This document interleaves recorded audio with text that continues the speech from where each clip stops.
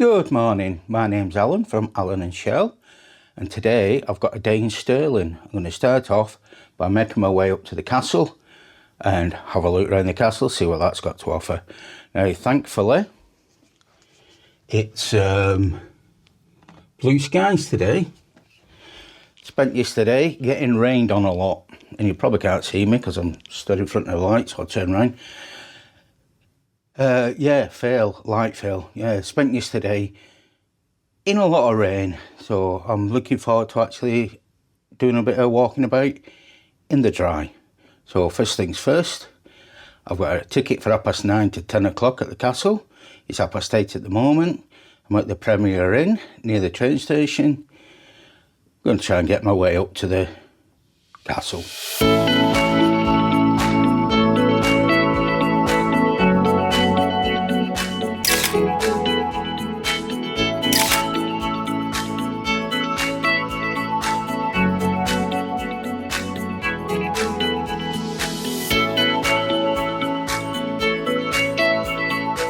Okay guys, here we are. Excuse that building noise. Here we are at Stirling Castle, and I'm looking directly into the sun. It's a beautiful morning. Our views over Stirling towards the Wallace Monument, where we was yesterday.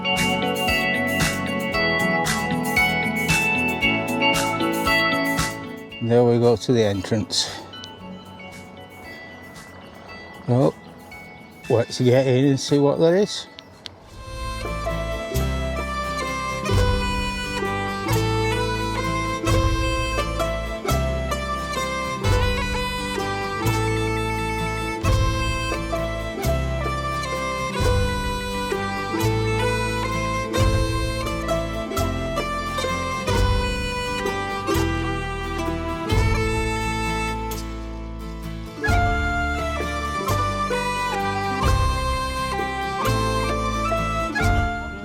Good morning, how are you? Not bad, yourself? Not bad, nice warm day, isn't it? Yeah, well, not quite open yet. It'll be 9:30, 5 minutes. Right. Well, we're almost done. I'll just check the staff and then that'll be yours. Okay, 2 minutes. Perfect, thank you very much.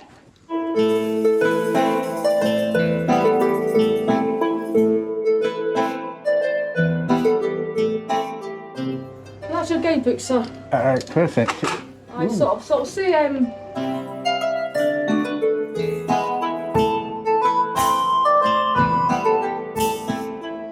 Okay guys, here I am, just outside the castle. I've actually gone through the, I don't know what that gate's called. And I believe there's guided tours up there, but let's wander this way to the Queen Anne Garden.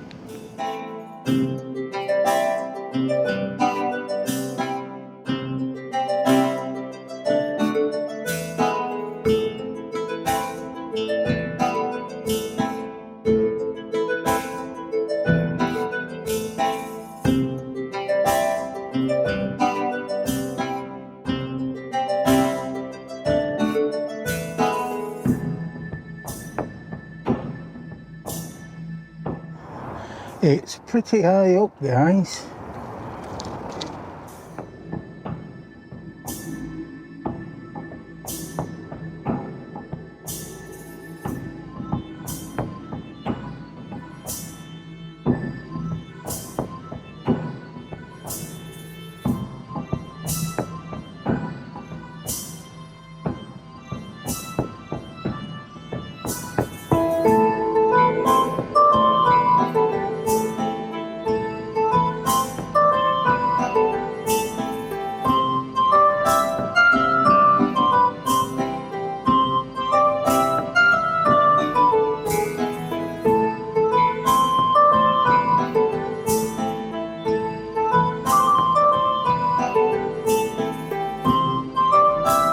See if there's a guided tour, guys.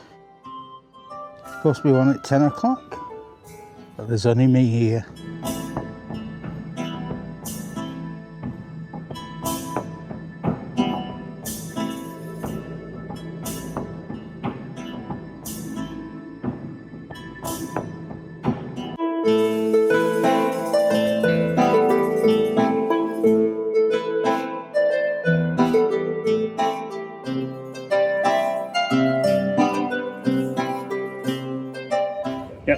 just saying, welcome, my name's Russell. We're going to be around 45 minutes to an hour. We are mostly outside for this tour. We do go into some of the bigger buildings later on, but we're mostly outside for the tour. Obviously fun. Even in an hour, I couldn't tell you everything about the castle. So we're going to go over the main points of history, we'll go over the main buildings, who built them, when they were built, what they were for, etc. Especially if we stay a small group like this, feel free to ask questions at any point. But we'll leave some time as well at the end to answer any questions you may have. I normally start my tours by answering what I think is probably the second most asked question here at the castle, after where are the toilets? Not really appropriate for a historical tour, but after that we're asked how old's the castle. Now you may hear stories of King Arthur, Camelot, Roman camps, all just stories. There's not a lot of evidence for any of that. What we do have evidence for, the oldest recorded activity in the castle is the 1100s. So in 1110 Alexander I gives money for a chapel here, and he dies here in 1124. We're assuming it's an established royal centre by then, at least, if not before that. However, as we go round in the tour, there's not a bit of stonework I can point out with any certainty and say that's the 1100s. The oldest bit of stonework I'll point out is 1381. And to give you an idea why that's the case and why Stirling Castle is so important in Scottish history, I'm going to take you out through the archway there, up the ramp a bit towards out of defences again. We'll continue the tour just out of there. So, right out there.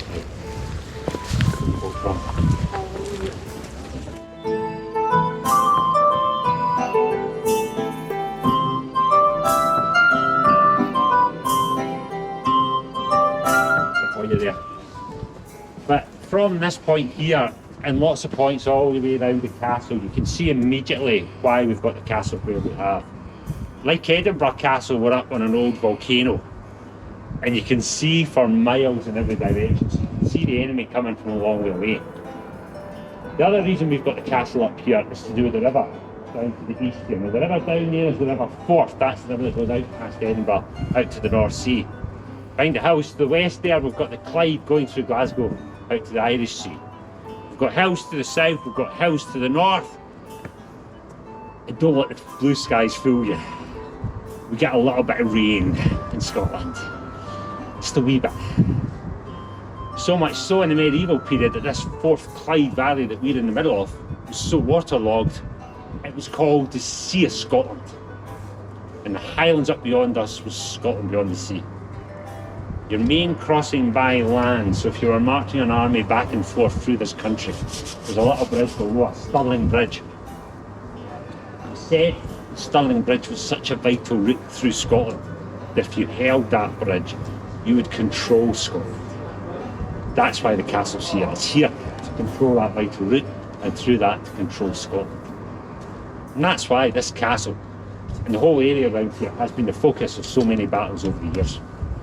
One battle, 1297, is actually called the Battle of Stirling Bridge. And this is where I generally get a show of hands. Who's seen Braveheart? Yes, yeah, few hands usually got. All about William Wallace, one of our national heroes in Scotland. And on the 11th of September 1297, before the Battle of Stirling Bridge, William Wallace stood across the valley. Stood on that ridge where the tall tower is today. Tall tower over there, the National Wallace Monument, built in the 1860s to commemorate William Wallace. Still go over there today, find the 240 plus steps right to the top. You'll get a good view from there, particularly back here to the castle. But Wallace was not alone across there. He had another commander with him, an Andrew de Moray. They were over there waiting for the English to come out of this castle into battle, because the English hold this castle at the time. Now the English think they're going to march across Stirling Bridge, line up in a nice plate army, face a nice plate army of the Scots. That's how you do battles in those days. The Scots have other ideas. If the Scots had done that, they'd have been massacred. The English army was far bigger, far more experienced, far more powerful. So what the Scots do is they let just enough of the English army cross Stirling Bridge that they think they can beat. Then before any more get across, they swoop down off the hills in an ambush. They win the Battle of Stirling Bridge, they win this castle. However, we have a saying here in Scotland. It's usually about our national football team, but they're doing rather well at the moment, so they're mucking up the tours. But it is applicable here. We can snatch defeat from the jaws of victory anytime. Now, we may win the Battle of Stirling Bridge, but Andrew de Moray is fatally wounded. He's dead within a few months. And Edward I of England is not happy that we beat his army. So he gets a bigger army up the next year, 1298. He beats William Wallace at the Battle of Falkirk. Happens just down the road to the south there. There's another battle that happens just down that road. Has a major repercussion for what you've seen here today at the castle. Talk about that, we're taking you just to the top of the battlements there. We'll check out the views today.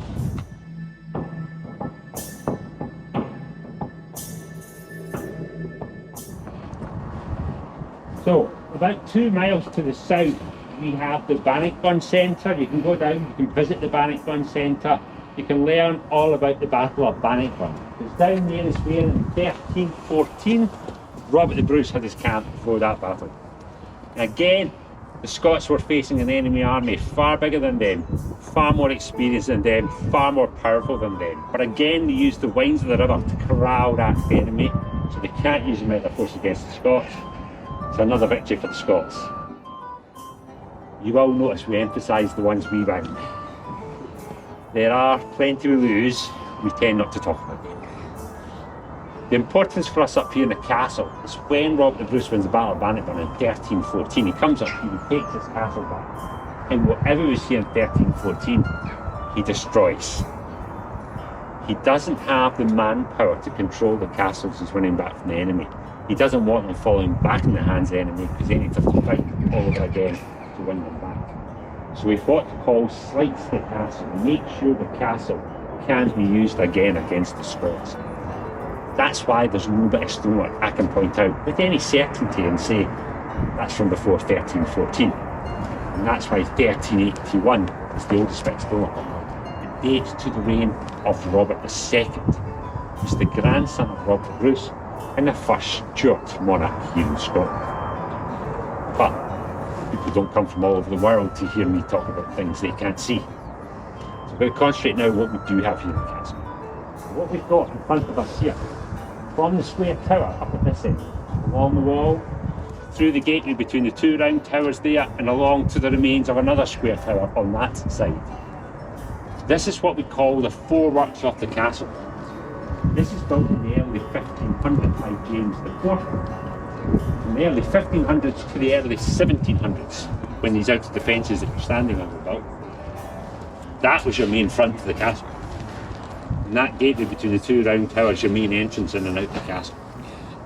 Effectively, we're standing outside the 1500s castle today. This forework, though, looked a lot grander than it does today. Instead of 2 round towers, there were 4 round towers on this gateway. We've got the base of one just to this side here with a small gate above it. All 4 of these round towers were at least twice as high as these towers here today, and they were all topped by conical roofs. At either end there was a square tower like the one at this end. This is the Prince's Tower, where the princes, princesses of Scotland were educated. So the royal schoolrooms in there. We had one exactly like that at that end too, called the Elphiston Tower. It was just taken down to make way for 3 cannons on that corner. And all of this foreworks was the same colour as the Great Hall back there, the gold coloured building. Now I'm going to explain that colour a little bit more later on in the tour, but you can see the Great Hall for miles around here. That's really the point. It's the kings and queens of Scotland showing off how much money, how much power do they have if they could put that colour all over their castle. It's a bit of medieval bling, if you like. Now, 1603, King of Scotland, James VI, he's looking for a little bit more money in power. So when Queen Elizabeth dies down in England without any children, he heads down here, he takes the English throne as well as the Scottish throne, and he unifies the kingdoms of England and Scotland. When he goes down there, he says he's coming back to see us here in Scotland every 3 years. He comes back once in 1617, brief visit. He likes England far too much. Normally I say at this point it's something to do with our weather, but it's not to like. It's lovely. Whatever the reason, without a royal presence in this castle, this forework's neglected. So the colour's just allowed to take off. the upper stonework above the gateway there, it starts to crumble, it starts to fall down, and that's why it's reduced in height and consolidated the heights here today. Just because the royals leave doesn't stop this being a military target. The last successful siege of this castle was in 1651. And to talk about the siege of 1651, I'm going to take you down just in front of the round tower down there. We'll continue the tour just down there, so we'll head down the slope just now.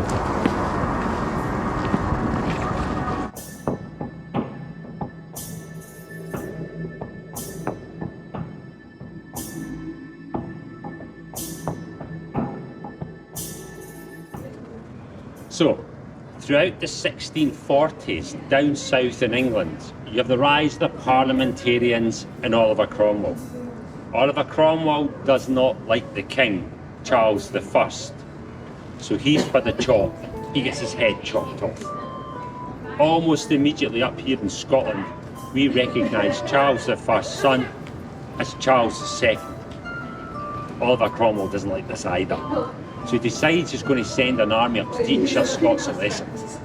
That army, led by General Monk, is here in Stirling by 1651. Now, General Monk takes his cannons, puts them in the churchyard at the far end of the car park, the Church of the Holy Rood down there. He takes one of his cannons right to the top of the church tower down there and starts firing at this castle. Remember, none of these out of defence are here. These are 1700s. So it's this forward that's bearing the brunt of that attack, still bears the marks of that attack. All these pot marks in the lower bit of stonework are from that siege of 1651. There's even a little bit of lead shot still left in here from the siege of 1651. So, you have the ravages of battle, you have the neglect of the royals have left, all making a mark on this castle. But this castle's going to face another threat soon after this. It's going to change it forever. We're getting another show of hands. We did Braveheart earlier. Any Outlander fans? No? Not going to admit it, that's fine. Outlander all about the Jacobites. They're the next threat this castle's going to face. But who are the Jacobites? Well, in 1688, the king on the throne of Scotland and England was James VII of Scotland. He is the second of England, but he is not liked. So his nobles invite over his daughter, Mary, and her husband, William of Orange, to come over from the Netherlands and take the thrones. They come over, take the thrones, and James flees to France. He still has supporters in Scotland and England and Ireland and Wales who want him back on the throne. And they are called the Jacobites. They take their name from the Latin for James, Jacobus. For the next 60 years or so, they're seen as a major threat against the British state. So castles like Stirling are strengthened in this period. The main strengthening of Stirling Castle in the Jacobite period are these outer defences. They started 1708 and they're finished 1714. And they form a series of defensive lines into the castle. So your first line of defence, as you all came in from the car park, you all crossed over the big ditch there. That's your first line of defence. If you got past that first ditch and that first wall, you found yourself in the guardroom square, where you got your ticket scanned for coming in today. And in the guardroom square, you were faced with another ditch and another wall. You were also in a very tight, confined space. And from these battlements up here, defending troops would be up there firing down at anyone trapped in the guardroom square. Effectively, the guardroom square was a killing zone down there. Now, these battlements are built on vaulted casemates. You can see the arches of the vaults quite clearly here on this side here. We've got similar arches and vaults on the other side, on the garden side there as well there. These were spaces where defending troops could be stationed in times of emergency, so they could quickly get up onto the battlements to repel any attack on the castle. Today, far more peaceful use of the casements. So on the garden side, in the vaults in there, we have a castle exhibition. It goes through the timeline of the castle, a lot more detail than I can in the short tour. So if you like your history, it's a good place to start down there. Guidebooks for sale in the shop. Quite good overview of the history too. Now, at this point in my tour I tend to look out for any managers, because I could be shot for what I'm about to say next, given I work for an organisation called Historic Scotland. But perhaps more important than a historic exhibition, and the casemates on this side, the Unicorn Cafe. It's a big castle to get round, it takes a lot out of you. Good place to go recharge your batteries, get ready for your next attack on the castle. But to talk about the Jacobites and the last attack on the castle, I'm going to head Backing out with swear, and we'll continue to adjust from there.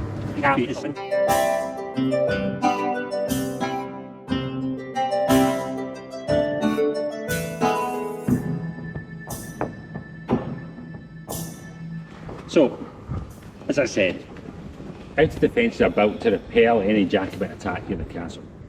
Ironically, over the Jacobite period, they largely ignore Stirling Castle. It's not until their last campaign, probably their most famous campaign, the 1745 rebellion led by Charles Edward Stuart, otherwise known as Bonnie Prince Charlie, they turn their attention here to the castle.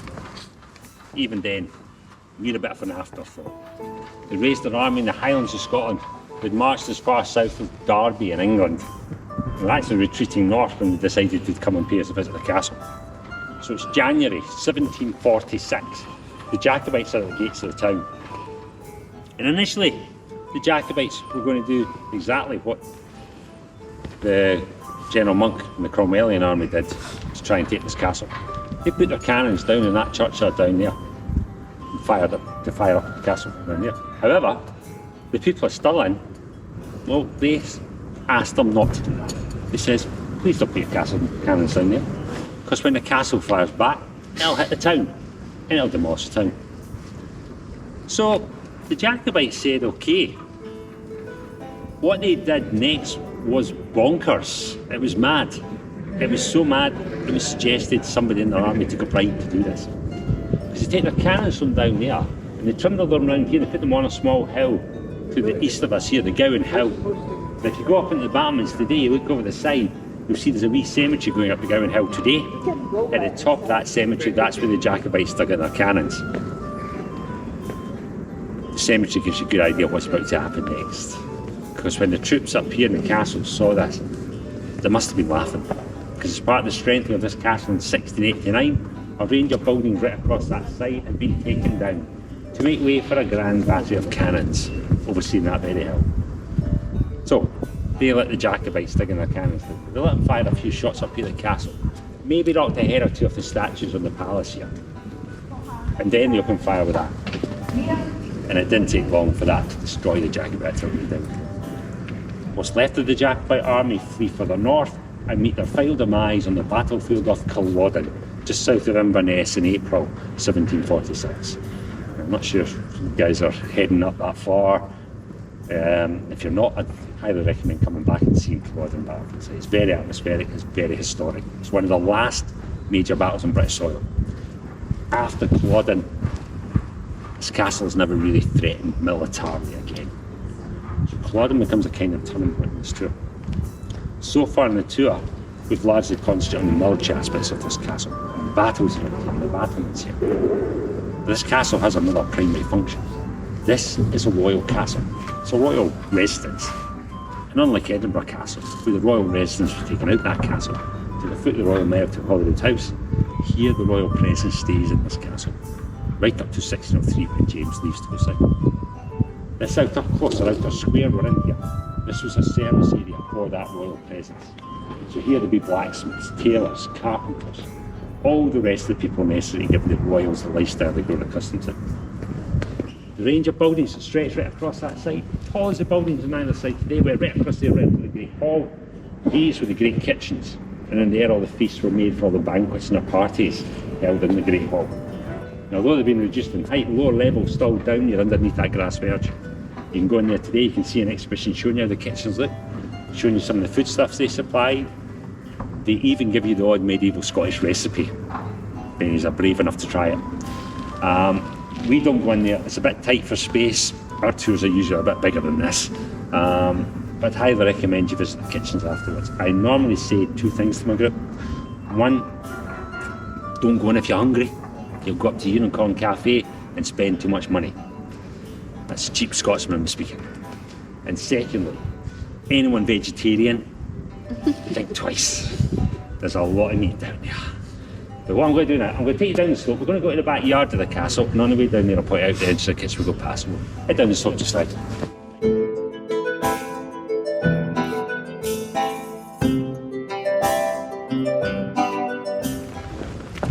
So, the first building on our right is a massive gunner's house, that's the person in charge of all the cannons up here. Very important job, he gets the house to himself. If you go down the stairs in front of it there, that take you into the great kitchen's just down there. We're going to go a little bit further to the other end of this tunnel down here.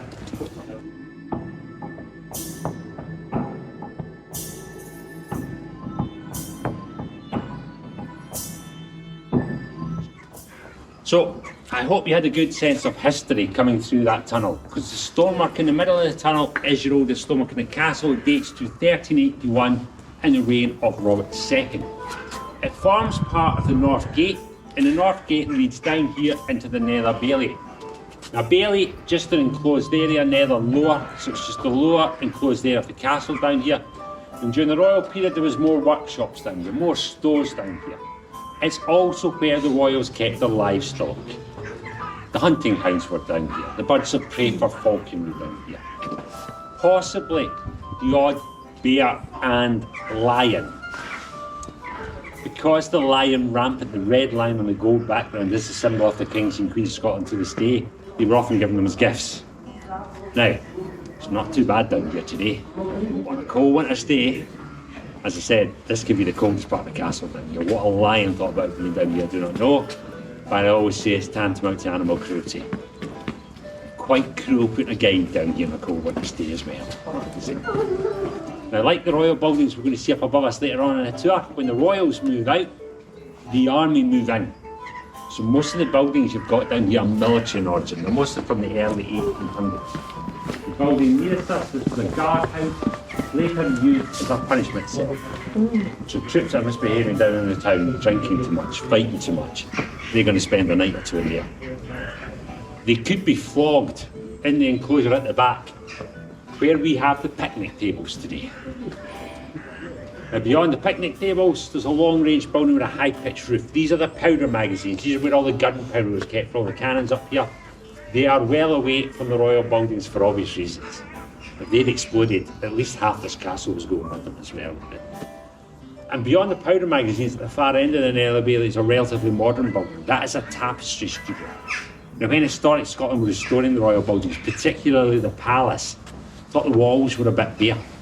So they commissioned a set of 7 tapestries based on the theme, the hunt for the unicorn, the originals of which hang in the States, in New York, in the Cloisters Museum there. We got very good access to these original tapestries. It took them 13 years to hand weave 7 tapestries, and a number of them were hand woven in that purpose-built studio down there.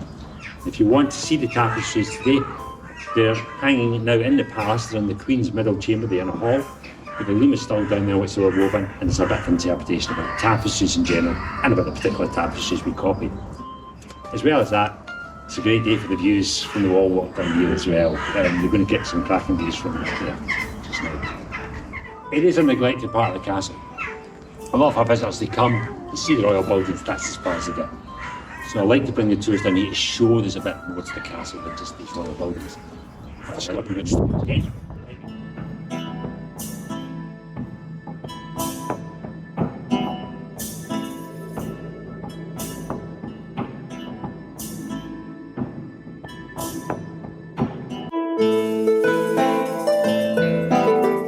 So, after the question, where's the toilets?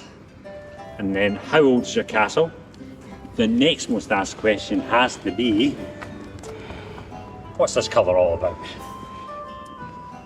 All the buildings up here in the castle are mostly made of sandstone. Sandstone is a soft stone. It's a porous stone. This is the part of the tour I hate, because I have to admit it's not always like this in Scotland. We get bad weather in Scotland. Wind, rain, frost, snow, ice, all sorts. That's going to wear away at sandstone. There's much damage done to these statues by our weather as by cannon fire. So, this is what we call a harling. This is a protective coat that goes on the buildings to protect the stone from the weather. Now in this case it's a lime mortar, lime wash on top. Usually white grey. There's bits of it coming through down here. The kings and queens of Scotland are not going to impress anyone with white grey buildings. So they mix the last few coats with an ochre colour, iron oxide, rust gives it this colour. And this colour It's not yellow, it's not orange, it's not terracotta or peach as I've heard this described before. The official name for this colour is the King's Gold, because only the King can afford it. It is on here, it is all along foreworks as I said, but it's on all the royal buildings we're going to see in up close. Not only that, the detail would be painted, so the leaves going up the columns would be green, the robes and the statues reds, purples, oranges, all sorts. It's going to be some sight. In truth, it's going to be a bit garish, but you're not going to miss it. And as I said earlier, that's the point. It's the kings and queens of Scotland showing off how much money, how much power they have. Historic Scotland do not have that much money and power. So when it came to the restoration in the 1990s, one building's all you get. It's all we can afford to show how it may have all looked at one point. So, that's that explained. I've got my breath back a wee bit. We're going to head round the corner now, up into the royal heart of the castle. And once we get up there, no more hiking up in it.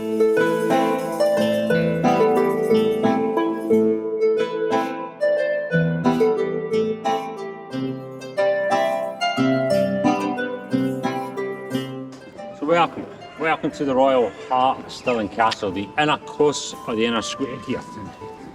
The buildings around us are the product of 3 Scottish monarchs.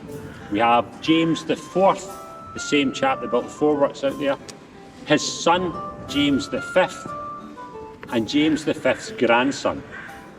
You'll not be surprised to know there's another James VI. We like our Jameses. The buildings span 100 years, so the earliest the 1490s, the latest the 1590s. We're going to start with the earliest first. It's the building at the top of the hill here. Now we call this today the King's Old Building. When James IV completed it in 1496, he would have probably just called it his house. It's the King's house, the King's house. Up there on the highest point of the castle hill, great views from up there. But it looked a bit different. It was covered in the King's Gold too, and there was only 2 floors. The ground floor was a row of cellars and stores, and the upper floor, well, to the left of the square tower there was a private kitchen range with a wooden balcony at the front so people could look down at the courtyard. To the right, 3 huge royal apartments with huge windows going right along the side. Now, as I said in the Nether Bailey, when the royals move out, the army move in. They put in extra floors, they partition off rooms. Amongst other things, they have this as officers' quarters and offices. The army is still in there to this day. The Argyll and Sutherland Highlanders were the regiment based here in the castle, and they have this as their regimental museum. Shut for 4 or 5 years for a major refurbishment, it was just opened in June 2021 again, after a major refurbishment there. So it's a relatively new museum space in there. It is well worth checking out, even if you're not into military history. There's some nice artefacts in there, some important social history in there, and for the young at heart, there's a trail of 13 Lego figures to find in the museum as well there, so something for everyone in there. Know where you'll be heading first? Maybe. Somebody else likes Legos. They're quite hard. I'll warn you now, they're very hard to find. The other part of the building that looks a wee bit different is the north corner. It did go right round that corner, but most of the stonework in that corner is a lot more regular than the rest of the building. That's because in 1855, fire raged through that corner and it demolished it, and that was rebuilt by the Victorians. So that corner there, not quite as authentic as the rest of the cinema close, so we tend not to talk very much about it. What we do point out though, is up above the windows in that corner. What you've got up above the windows in the corner is a rose and a thistle. It's not a pineapple, it's been asked many times. It looks like a pineapple. It does look like a pineapple, I have to admit. Yeah, but it is a thistle. They refer to the marriage of the thistle and the rose, because in 1503, James IV of Scotland marries Margaret Tudor, the sister of Henry VIII of England. It's that marriage that allows James VI later to take the English throne as well as the Scottish throne and unify the kingdom. So that's a very important marriage they're celebrating up there. So we have James IV here. You've got another James IV building in this square, and that's right opposite it, the Great Hall. Nice.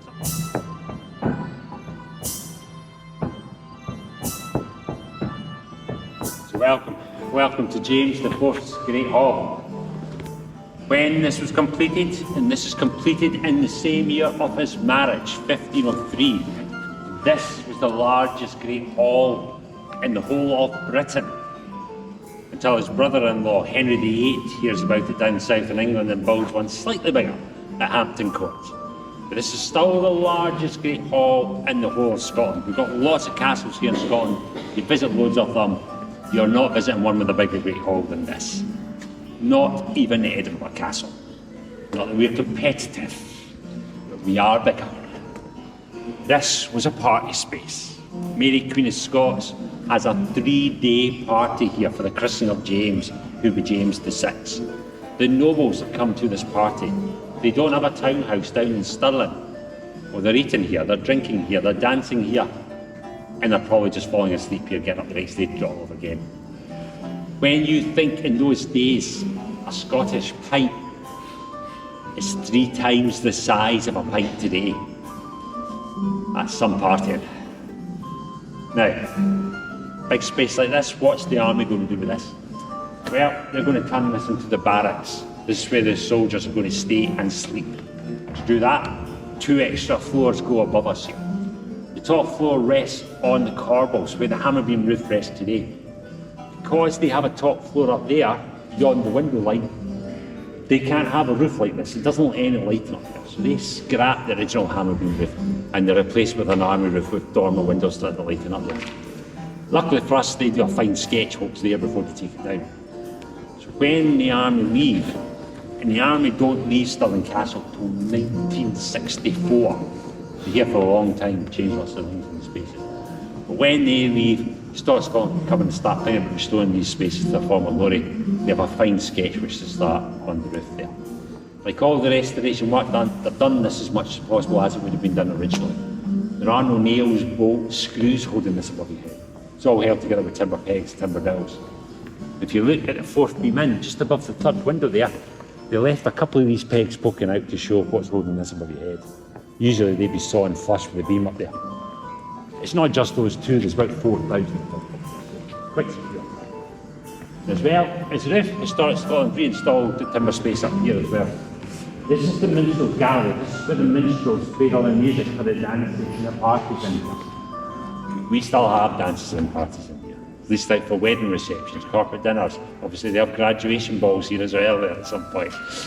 A few years ago, J.K. Rowling had a charity event in here and she had this decked out as a great hall in Hogwarts for an event held here in the castle. It's some sight. When it's decked out for one of these events, it really is something else. Not so much minstrels up there as DJs these days, but they're still providing the music for the parties now. Now, as well as the minstrels gallery, the wee alcove up here was opened up as well. This is the trumpeters' alcove. This is where the trumpeters would have been heralding the approach of the king and queen to the royal dais. That's where we'll go next. We'll go up to their end of the room, see what the room looks like from their end. You can see we've got the thrones here. When the tour's finished, come back, sit on the thrones. The king or queen of Scotland for all of a few minutes. Don't look too close. If you lift the lid in the seat, that's the royal toilet. And it fix the bubble of majesty just a little bit. Now, the one thing we notice when we come up this end, well, apart from the big table and the chairs, we have to take a little step to get up here. The symbolism of monarchy is not subtle. The king and queen up here are telling everyone else down there, they're on a different level up here. They're a step above everyone down there. And although the people down there have these small windows up above to light what they're doing, king and queen have these massive banks of windows on either side of them that bathe them in light before everyone down there. In this space, all about hospitality. Hospitality, very important here in Scottish culture. We like to think we look after our guests very well. It's also a fundamental part of the clan system. If you were a clan chief, the amount of hospitality you gave was important. Because the more hospitality you gave, the more people you were expecting to rise up you the next day, go down the next glen, start fighting the clan chief down there. King and queen are no different. They've got to look after their guests, because the guests down there, the nobles down there, are going to rise the armies, fight the battles for them. So you've got to make sure the people down there are well fed. You've got to make sure they're well liquored. Cold winter's day, keep them warm too as well. So notice 4 big fires around the lower part of the hall there. Notice as well, the fires are not directly opposite each other. They're slightly staggered to allow a more effective flow of hot air down there. You might also though notice, King and Queen have a particularly large fire at this end, keeping it particularly warm as they're sitting on the thrones. And they're sitting on the thrones in front of that fire underneath the cloth of state. There on the cloth of state is the royal coat of arms of James IV. In the middle on the shield, the red lion rampant, as I said, the symbol of the kings and queens of Scotland to this day. And there on either side's the unicorns. You may have noticed we do like our unicorns here in the castle. Comes as a surprise to some scholars, but the unicorn's the national animal of Scotland.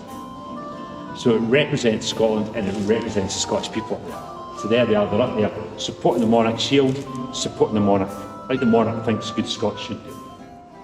In the medieval period, the unicorn was also symbolic of Christ. So it was seen as pure, seen as strong, seen as unique, seen as magical beyond normal animals. So they're not exactly being modest when you choose the unicorn to represent Scotland and the Scottish people. Nothing modest about any of this. This is all designed to impress. And James V, James IV's son, he liked to impress people in here too. He had a few parties in here. When it came to his own house though, the King's old building across the way, less impressed with that. So when he marries his second French wife, Marie de Guise, he builds her a fine Renaissance palace. To talk about that, I'm going to take you back outside and we'll talk about that from the outside. No view.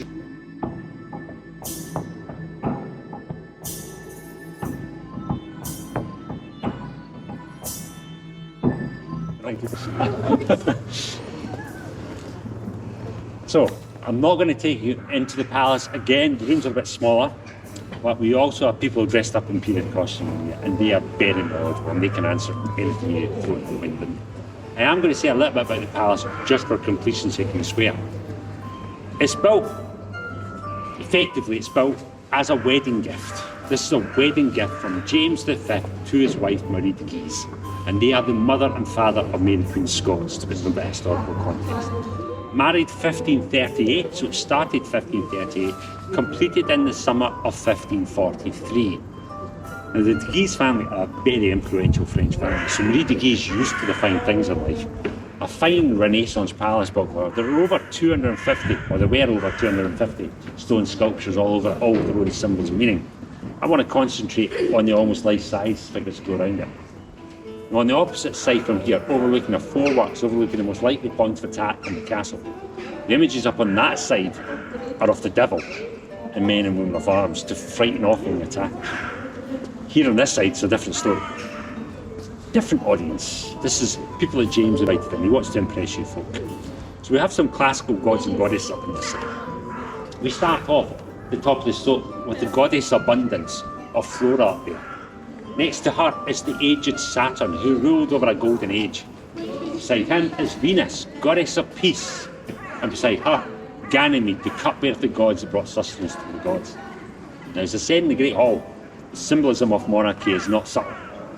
James V is saying he will rule over a period of abundance, a golden age, where there be peace, where there be sustenance for all. In case you didn't get the message, that it's him doing all this, he put himself up amongst the gods. That's your man on the corner with the beard.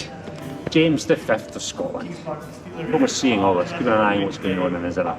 We do like twice a week. We know it's him Like a lot of different because above him is the regal lion, and its paw is a tablet with the initial I and the number 5. I for Jacobus. There's no J in Latin, so you use the I. In case you missed that way up there, I5's above every window.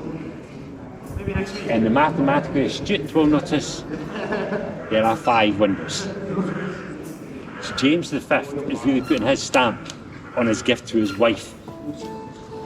Unfortunately for him, he's dead December 1542.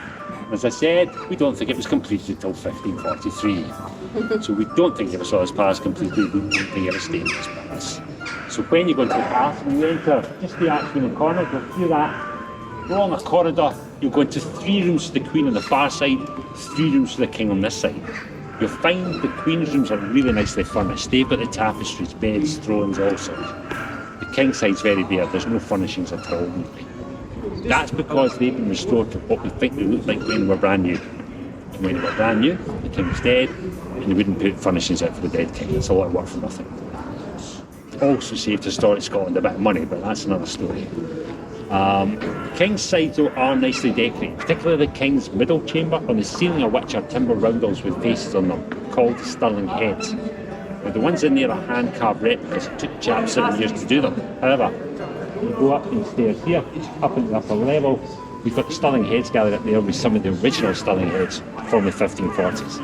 They're almost 500 years old, they're quite spectacular, well worth checking out. Now, that's all I'm going to say about the palace. We're going to conclude the tour now inside the last royal building, the Chapel Royal. But before we go inside, we're going to stop briefly outside to talk about something in the cobbles. A lot of our visitors miss when they come up. Head across the courtyard.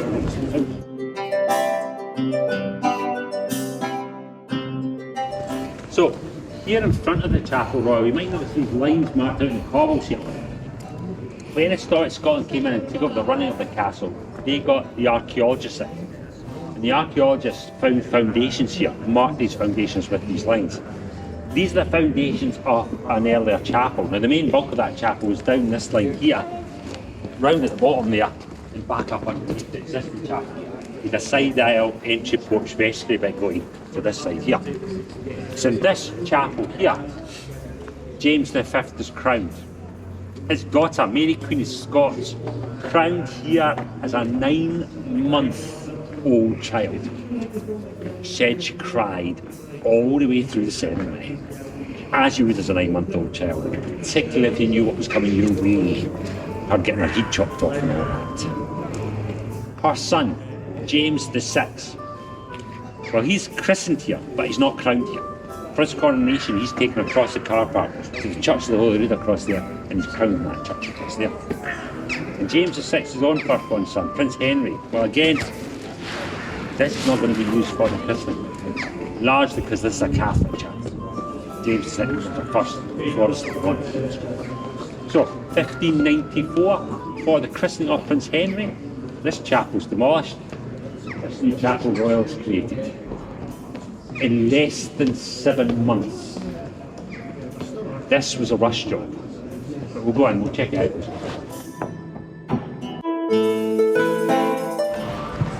When this was completed, in 1594, this was referred to as James VI's Temple of Solomon in Stirling Castle. It's said it's been built to the dimensions of the Temple of Solomon, as outlined in the first book of Kings in the Bible. The frieze up above us, this decoration going all the way around the chapel, not from the 1590s, this is from the 1620s. This is the work of an artist named Valentine Jenkins, and it was for the coming up of Charles I to be crowned up here in Scotland. So if you look at that square repeated all the way around the chapel, in the square you've got crown, sword, sceptre. The honours of Scotland, the Scottish crown jewels used in the ceremony to crown Charles I. There's a little bit of debate though about the writing up there. Not the R's fine, R's for Rex for King. It's still a side where the debate starts. Now, you read the panels in here, and they suggest that the other side is a C and an I for Charles I. But that can be read as an I and a 6 for Jacobus VI. Now, it's possible that Valentine Jenkins was hedging his bets, and he's won it both ways. So when Charles I comes through the door, he could say, Your Majesty, I'll put your initials all the way around it. But he's also saying, I know who built this. James VI built this, and the budgets can be read both ways. I think you ask most of us guides here in the castle. We go for Jacobus. We've already seen that style being used here in the castle above the windows of the palace. And to be perfectly honest, Charles I is not really going to be called Charles I until Charles II comes along. Before that, it's just King Charles. So we go for Jacobus. Whatever. When the army come in, they just plaster over all of this. And although they use this space for a number of purposes, it's mostly used as a general store and an armoury for the army presence in the castle. It's not until the 1930s, we're taking a bit of class word on here, that they find this frieze again. And ironically, though, this is the last of the royal buildings constructed here in the castle. It's one of the first historic Scotland restored.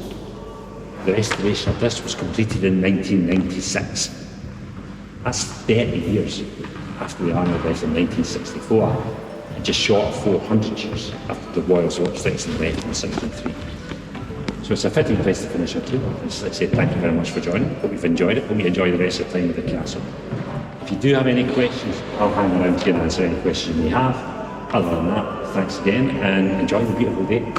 Thank you very much. Thank you so much. Okay guys, I've just done the castle tour and I can say that it's very, very much worth it. It's a free tour, so if you're here, might as well take it. Gives you a lot of history and it leaves you right at the top. Now I've got a dilemma now. I'm really thirsty and the cafe's right at the bottom. Do I have a look around the royal apartments or do I go down for a coffee? I think I'll go for the royal apartments, and we've also got the museum, the military museum. Now I did try and film some of the tour. I don't know how much of it's come out, but you'll know by now because I'll have shown it you. So now I'm going to head off to the royal apartments. Like I said, that tour, considering it's free, is well worth it.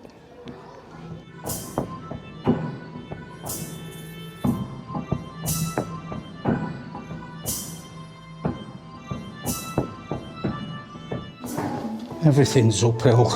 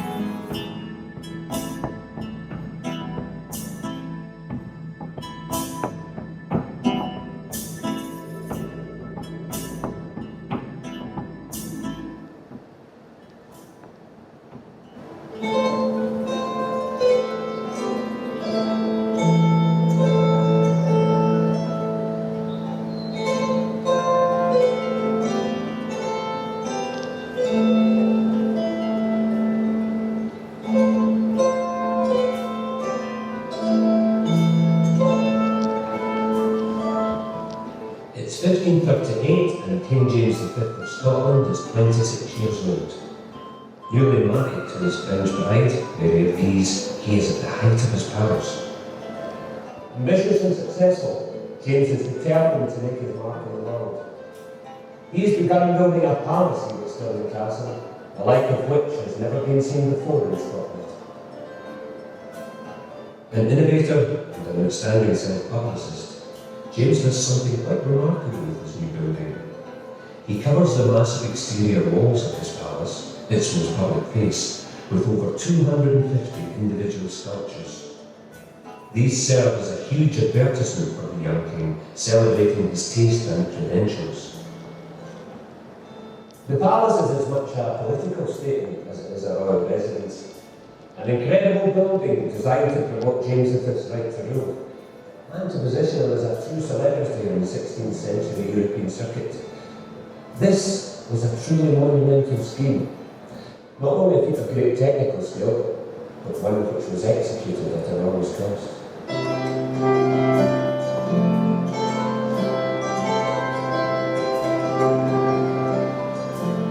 These sculptures would have made a powerful first impression on visitors to the castle in the 1540s. Taking pride of place on the most important corner of the palace is an almost life-size sculpture of King James V himself. Today, the sculptures have been eroded by wind and rain and air pollution. But thanks to detailed historical research and state-of-the-art laser scanning, we can get some idea of how they might have looked in their heyday and of the rich detail and decoration that would have greeted visitors. But the king is not alone. Standing alongside him is an impressive lineup. Who are they? No mere mortals, but the gods and goddesses of the classical era. So why would James position these figures here? Well, they're all designed to tell a story about the king's greatness and the benefits his reign would bring. The clue to the scheme is this figure, the Roman god Saturn, who ruled over a legendary golden age, a time of great peace and prosperity. By putting Saturn on his palace, James is letting his people know that his rule, just like Saturn's, brings a new golden age to Scotland. Next to Saturn, and taking up central position, is Venus. Traditionally thought of as the goddess of love, Venus is normally represented with her son, Cupid. But there is no Cupid here. Instead, above Venus's head, you can see what remains of the tail and wings of a bird. Could this be the dove of peace? James put Venus here to tell of the harmony that would be enjoyed under his rule. When James V designed his palace, he was drawing inspiration from magnificent French chateaux such as Fontainebleau and also from Italy. In the 1530s, something interesting was happening in Italy. Coinciding with new building works, a number of ancient Roman sculptures were uncovered. Among the finds was this statue of the goddess Flora. Could news of these significant finds have reached James's ears in Scotland? One clue lies with this sculpture in the palace of abundance. She is there to tell of the prosperity which James's rule brings. Could she be modelled on the classical statue of Flora? Do the similarities in her step, the way she holds her drapery across her legs, and her raised left hand suggest that James and his sculptors knew for a classical counterpart?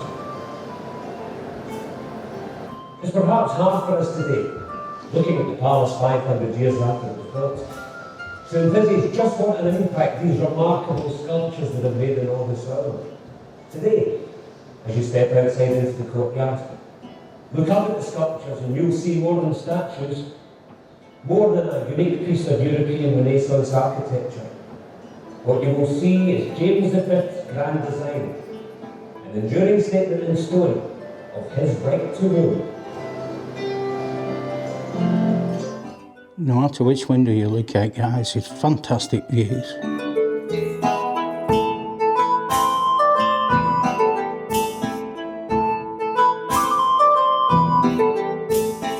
Okay guys, it's time for lunch and I've picked up a bang bang cauliflower wrap and I've eaten half of it and I can say it's very nice. So I'm going to eat the other half of that now and drink my coffee. One thing I can say, that wrap is very nice, but it's not worth £6.50.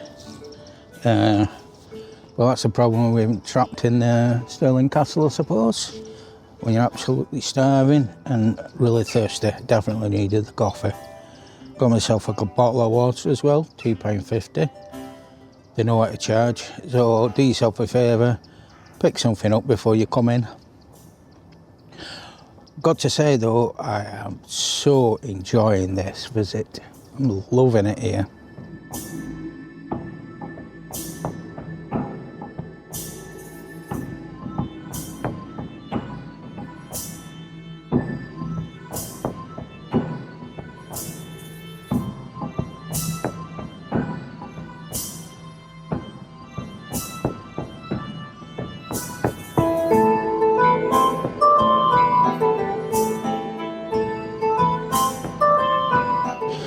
Very generous of you. Thank you for the pie.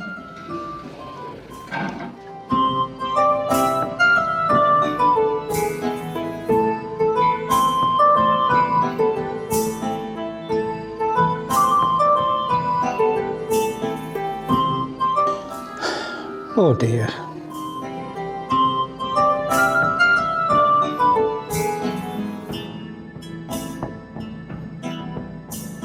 Have a toasty, please.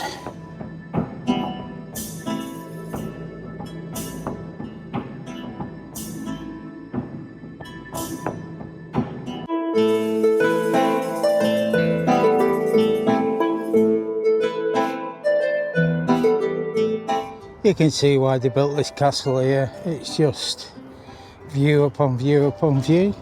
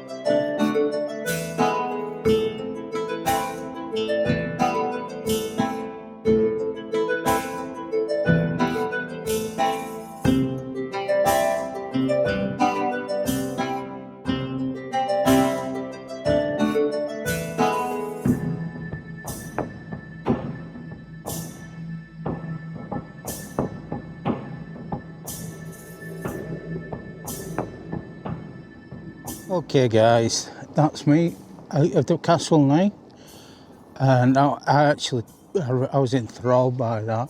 I didn't see it all, and it's 1:30 now. I've been there since 9:30, so 4 hours and I've not got round it all. But I've got to go now because I booked a ticket at the Old Town Jail, so we'll say goodbye to the castle. Hello to walking downhill this time.